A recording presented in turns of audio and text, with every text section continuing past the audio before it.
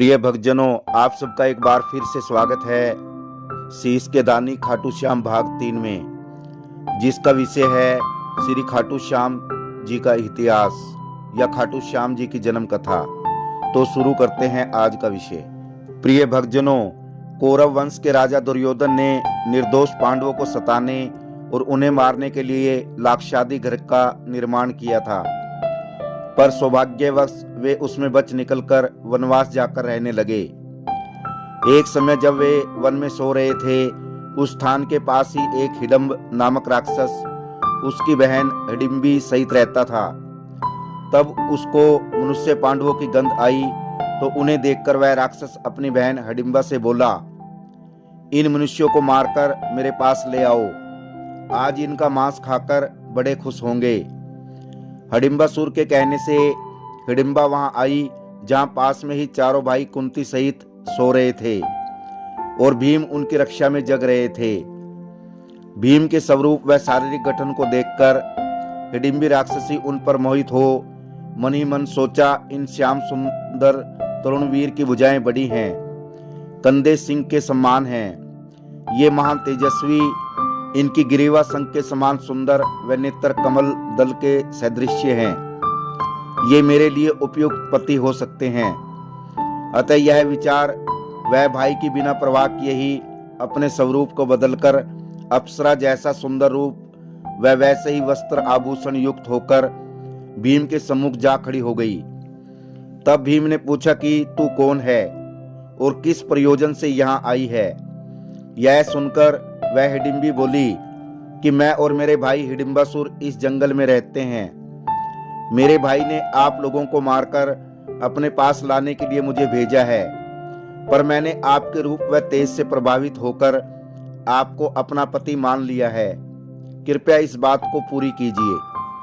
प्रिय भक्तजनों, कुछ देर तक हिडिंबी के वापस न लौटने से हिडिंबासुर वहां आया और स्त्री के सुंदर भेष में अपनी बहन को भीम से बातें करती देखकर बड़ा क्रोधित हुआ और कहा, अभी मैं इन सबको मारकर तुझे भी धोखा देने का फल देता हूं। इस तरह यह कहकर वह भीम से मल्लयुद्ध करने लगा।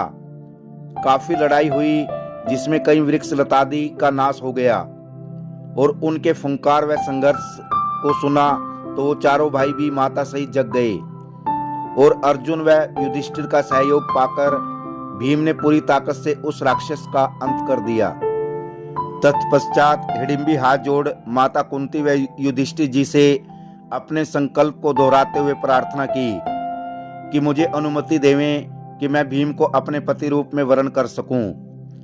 तब भीम ने कहा, तू भी अपने भाई के रास्ते चली जा, पर कुंती युधिष्ठिर ने उसे मारने नहीं दिया और हिडिंबी की काफी अनुनय विनय पर यह निर्णय हुआ कि भीम तुम्हारे साथ 1 साल एक पुत्र होगा, तब तक केवल दिन में ही तुम्हारे साथ रह सकेंगे।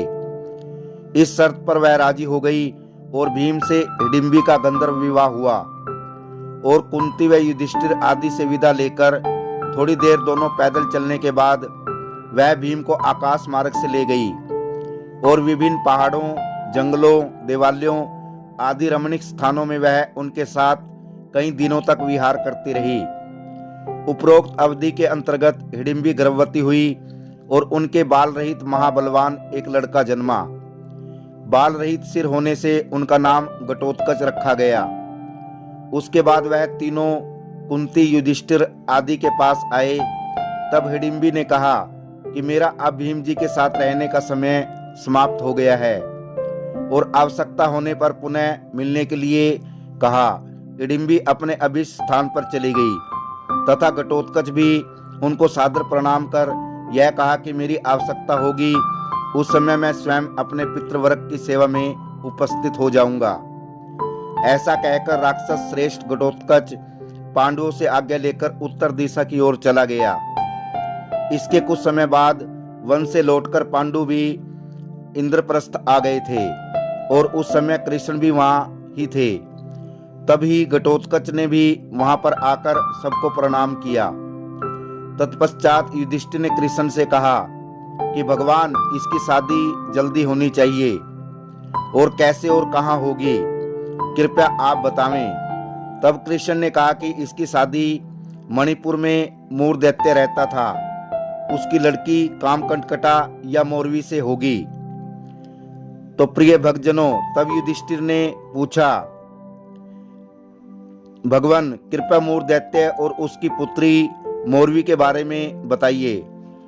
प्रिय भक्तजनों, तब श्री कृष्ण जी ने युधिष्ठिर से कहा, मूर दैत्य बड़ा अभिमानी था, उसकी मृत्यु मेरे हाथों से हुई है। मूर दैत्य की पुत्री मोरवी बहुत बहादुर है।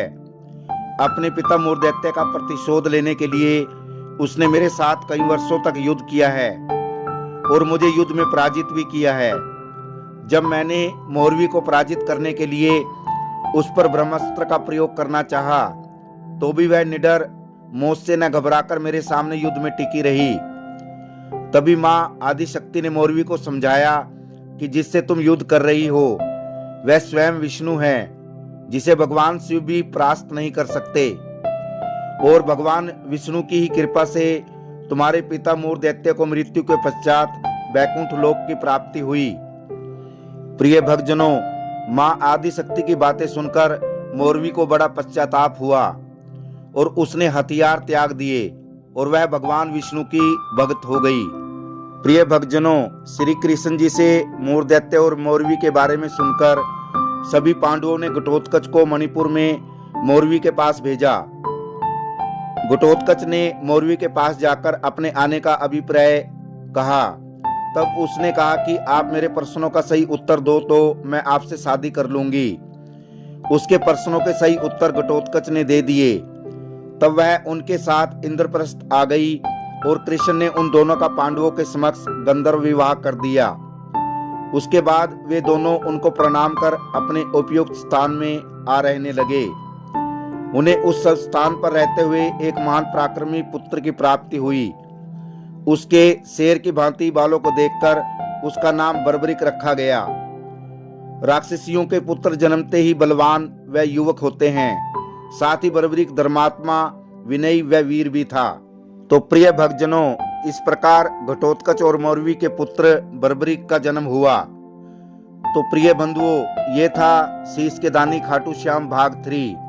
यदि ये वीडियो आपको पसंद आया हो तो वीडियो को शेयर करना और चैनल को सब्सक्राइब करना। आप सभी दर्शकों का धन्यवाद। जय श्री खाटू श्याम जी।